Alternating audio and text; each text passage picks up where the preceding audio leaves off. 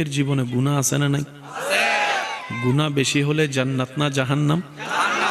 জাহান্নামের শান্তি না কষ্ট? দুনিয়ার কষ্ট বেশি না জাহান্নামের কষ্ট বেশি?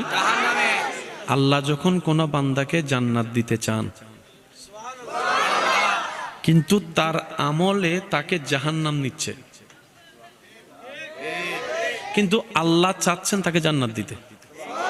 তো যিনি আইন বানায় উনি আইন ভঙ্গ করলে মানা যায় না, দেখতে সুন্দর লাগে।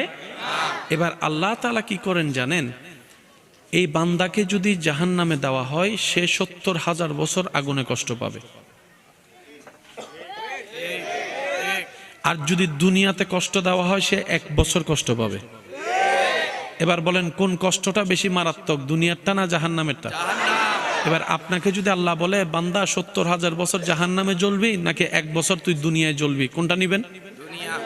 সবাই বলেন না, সবাই বলেন।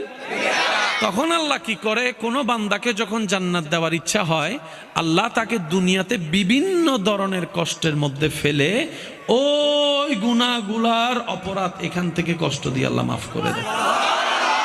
তাই নবীজির হাদিস এখানে একটা অ্যাড করতে চাই। নবী রাহমাতুল্লিল আলামিন বলছেন, মুমিন বান্দার বিষয়টা বড়ই চমৎকার।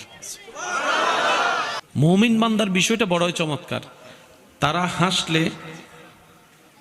হাসলে সদকায়ে জারিয়া, সওয়াব আর সওয়াব। তারা কান্না করলে রব করে দেয় গুনাহ মাফ।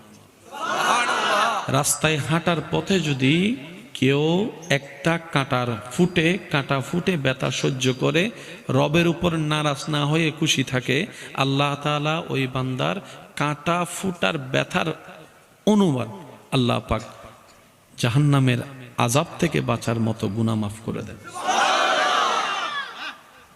এবার বলেন, এই কথাটা বললে এখন আপনারা মিল খুঁজে পেয়ে যাবেন। আমাদের সবাই একটা কথা বলে, আল্লাহ যখন যা করে, যদি